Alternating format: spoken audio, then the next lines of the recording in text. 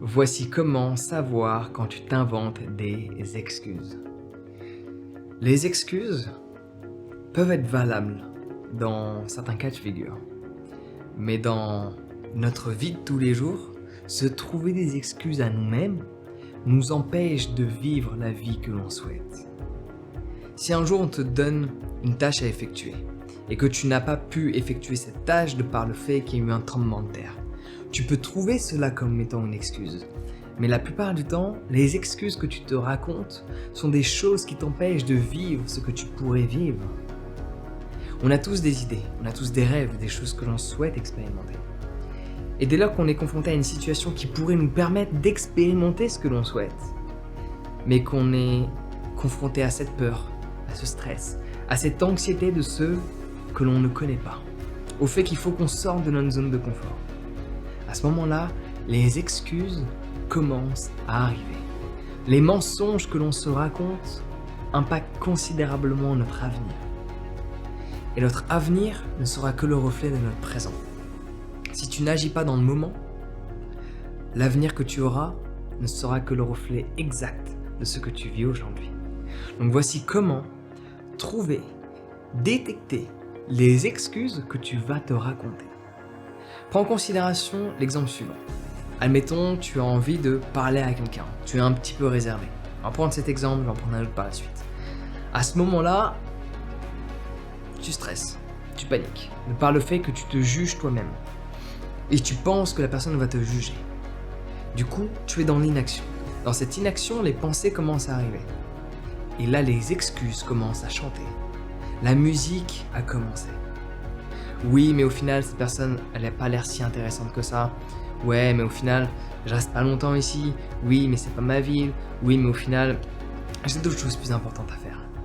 Tu te trouves des excuses pour ne pas faire ce que de base, tu souhaitais faire. Donc comment détecter les excuses que tu peux te raconter? Généralement, ces excuses, elles sont toujours reliées à quelque chose que tu veux faire et une inaction de ta part.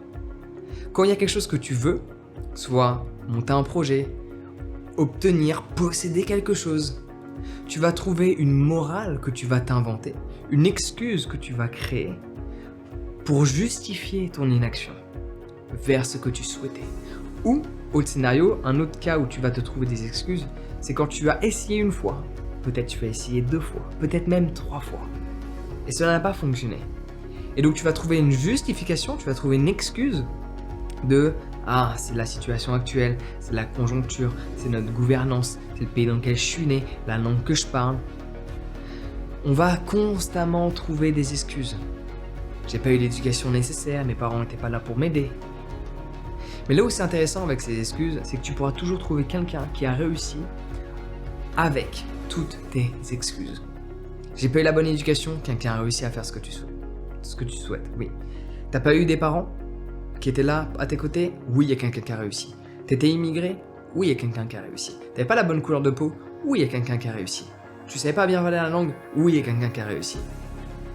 T'as échoué 100 fois et tu t'es pas relevé de la 101e? Oui, il y a quelqu'un qui a réussi. T'as pas les compétences? Oui, il y a quelqu'un qui a réussi. Trouve n'importe quelle excuse, je te trouverai toujours un exemple d'une personne qui a réussi dans le contexte dont tu penses être une excuse.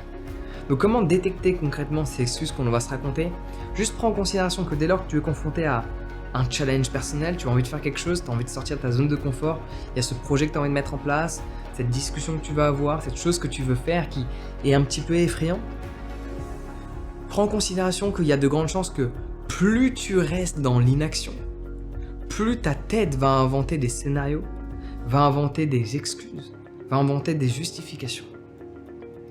Donc ça, c'est la manière qu'il y a de détecter les excuses avant qu'elles émergent. Donc la prochaine fois que par exemple, tu es un petit peu réservé, tu as envie d'aller parler avec des gens ou d'aller dans une soirée, on t'a invité quelque part mais tu connais personne.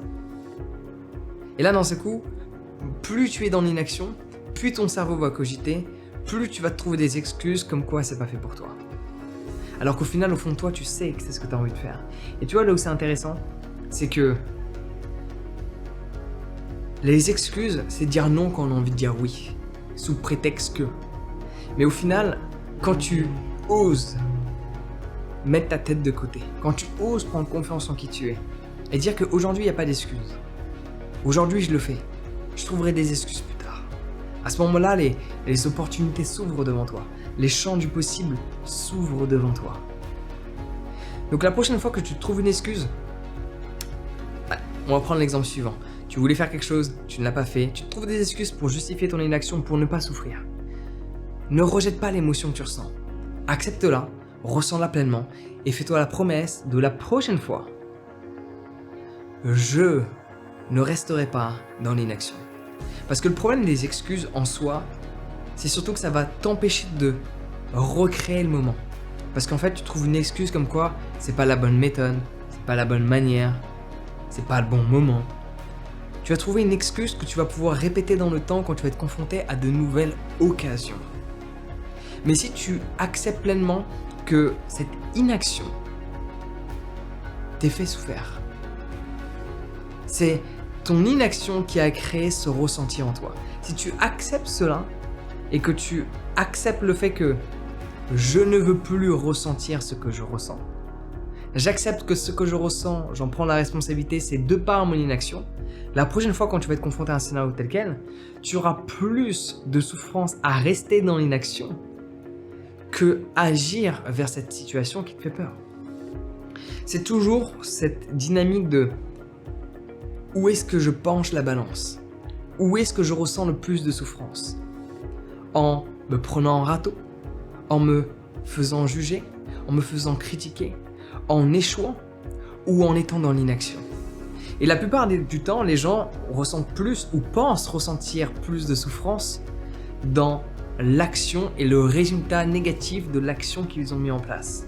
Mais le jour où tu switches ton cerveau, du coup en te trouvant plus d'excuses, en les détectant, en sachant où elles sont, comme on vient de le voir, et en ressentant pleinement la souffrance que tu peux ressentir de par ton inaction, la prochaine fois que tu vas être confronté à un scénario où il y a une opportunité pour toi, sur quel que soit l'aspect de la vie, tu vas agir.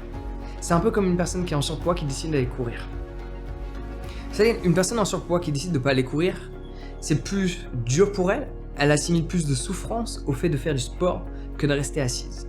Une personne qui est en surpoids qui va courir, elle assimile plus de souffrance à rester dans sa condition physique. Le jour où tu ressens plus de souffrance dans l'inaction que dans un résultat négatif relié à ton action, game over. It's game changing. Les excuses disparaissent complètement. Et les opportunités de ta vie ne font qu'arriver. Et tu ne fais que de les saisir l'une après l'autre. Laisse-moi juste répéter ça. Le jour où tu assimiles plus de souffrance à rester dans l'inaction, du coup, pour avoir cette souffrance de l'inaction, il faut s'enlever les excuses. Parce que si tu te racontes ces excuses-là, tu n'as pas la souffrance de l'inaction. Parce que tu justifies ton inaction. Donc le jour où tu ressens la souffrance de l'inaction et que tu fais en sorte que celle-ci soit bien supérieure à la souffrance des éventuels résultats négatifs de tes actions, à ce moment-là, tu n'imagines même pas à quel point ta vie peut changer. Donc mets cela en place, développe ta confiance en qui tu es, et à ce moment-là, rien ne pourra t'arrêter. Personnellement, c'est ce que je fais. Je fais que ça, tester, tenter, échouer. Mais personnellement, j'ai plus de douleur et je ressens plus de douleur, et cela n'a pas toujours été le cas parce que je fais partie de la famille des grands timides dans le jeu de cette famille. Donc j'ai toujours eu plus de souffrance dans les résultats de mes échecs, de mes actions, c'est-à-dire les échecs. Maintenant, je préfère échouer que de ne pas agir parce que j'ai arrêté de me raconter toutes ces excuses bullshit qui m'empêchent de vivre la vie que je désire. Donc prends confiance en qui tu es aujourd'hui, agis et change la perception que tu as de l'inaction ainsi que de l'action. Donc tu peux prendre confiance en toi dès maintenant, tu peux télécharger mon guide sur la confiance en soi, il va te donner les différentes étapes pour t'aider à aller vers l'action. Personne n'a changé sa vie assis sur son canapé. Tout le monde l'a changé en agissant, en étant confronté au monde. Il y a cette phrase que je trouve extraordinaire, dont les gens détournent la signification de par la traduction. Just show up. Just show up, les gens, s'ils le traduisent littéralement, comme beaucoup de choses qui se traduisent littéralement, c'est un petit peu comme tu me parles et dans ce coup je te dis fair enough, je te dis c'est assez. En français, tu vas mal le prendre parce que tu en oublies la signification et pas la traduction. Mais c'est un peu le même principe. Just show up, c'est pas montre-toi à quel point t'es beau, t'es belle. Just, we don't care. Just show up, c'est va te montrer, va montrer au monde tes compétences. Va agir dans ce monde. Montre-toi envers la vie. La vie t'envoie des challenges, montre-toi. La vie t'envoie des opportunités, montre-toi. La vie t'envoie des problèmes, montre-toi. Montre-toi pas aux gens, mais positionne-toi dans la vie pour vivre la vie que tu désires. C'est ça la signification qu'il y a derrière Just Show Up. Que un jour je vais me faire tatouer sur un de mes doigts, parce qu'il me reste encore un peu de place. Donc télécharge ton guide sur la confiance en soi, il va t'aider à mettre les choses en place. Dis-moi ce que tu as pensé de cette vidéo dans les commentaires.